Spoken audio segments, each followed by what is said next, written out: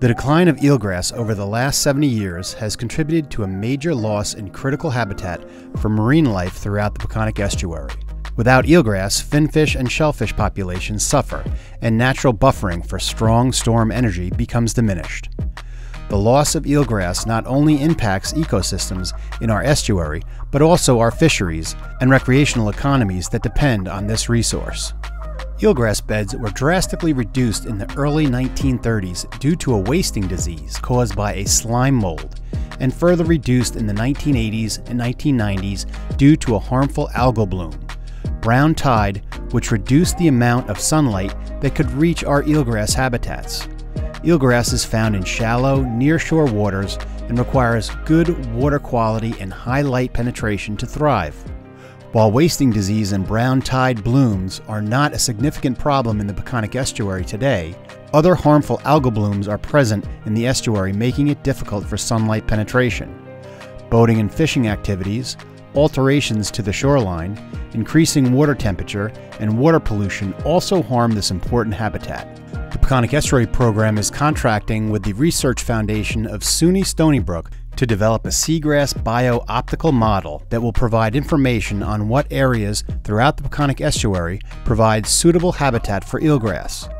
This tool will guide future eelgrass protection and restoration projects as we gain a better understanding of light and temperature requirements for eelgrass in the Peconic Estuary.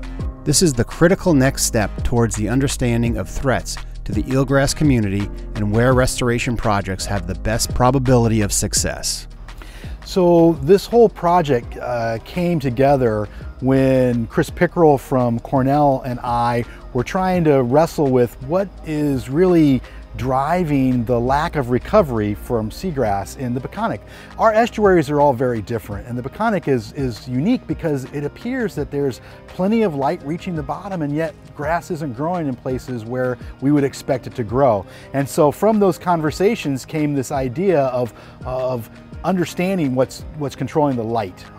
In 2012, there was a Seagrass experts meeting where we brought people from around the country to come here and kind of look at our estuaries and what's going on. And one of the things that came out of that meeting was the experts suggested that we get a handle on what we call a bio-optical model, something that will help us understand what's changing the optical properties or limiting the light to the bottom. And so this project really came directly from that experts meeting. So my name is Caitlin O'Toole, and I'm working with Stony Brook University. I'm a master's student here in Peterson's Lab. I was given a grant to work on water quality around the Peconic Estuary Program, trying to figure out a restoration model for eelgrass around here. So my goal with the project is to kind of figure out ideal areas of where we could plant eelgrass, because you don't want to put all this time and effort and money into an area that is not an ideal place for seagrass. And so you want to take into account wind, because wind can rip up the seagrass. You want to take into account temperature, because if the eelgrass is light temperature stressed, it's not going to perform as well and could possibly die off. And as well as light, you want it to have enough light. So those are the main three metrics, and then you kind of want to make sure everything else is good in those places as well. So this is kind of going to give a more broad-based area of where we should be doing restoration, and then it'll allow for more higher resolution sampling to figure out the best places for this restoration. So my method of trying to figure that out is I put temperature loggers out that record temperature every 15 minutes in about 15 different locations throughout Peconic Bay. As many people know, we have a climate change issue, and so the waters are warming, and I'm trying to figure out if water temperature is has to do with why the eelgrass is dying off. However, in other bays, we're still seeing that the eelgrass is surviving, so we think that it might be a combination of the light and the temperature. Every 2 weeks, I went out and took water quality metrics, so I would go out and I would take chlorophyll measurements, total suspended solids, colored dissolved organic matter. I would take temperature, dissolved oxygen, salinity, and let's see, what else did I do? Oh, and I would take light measurements to figure out how much light was reaching the bottom of the water column. So basically what I was trying to do was take those light measurements, so the actual light measurements in the water, and create a model from the collected chlorophyll, total suspended solids, and color dissolved organic matter, and put them together in a way that if you take concentrations of those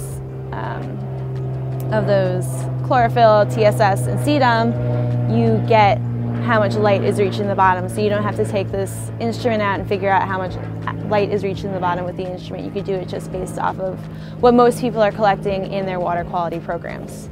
Understanding a system is very complicated. There's lots of moving parts, and you have to kind of try to prioritize understanding what particular things are going on. And this was a project where we could understand an element of it. And so understanding light movement through water is not that complicated if you understand three basic elements. So the things that are limiting the water transparency are pretty much summed up in the dead particles, which we call total suspended solids, the living particles, which we measure as chlorophyll, and then the color, or what we call CDOM, or color dissolved organic matter. And if we have a handle on all three of those, then we can pretty much predict what light is going to reach to what level in the bottom. And then one of the elements of this project that I was most excited about was having a tool that we could then use to monitor what our management strategies impact they're having on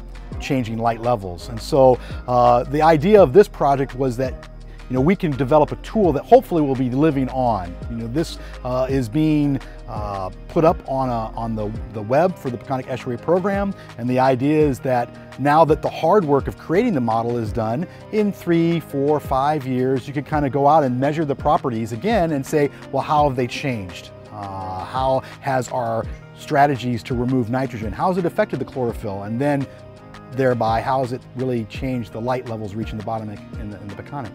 And so I was most excited about kind of the applied nature of this model and how it could have an impact going on. Having this tool allows us to try to play different kind of management scenarios. Restoration is costly, and so we want to make sure that we're putting the dollars to the right places, and this is just a tool that can be used to kind of make sure that we're putting the limited resources that we have into the most appropriate places in the Peconic Estuary.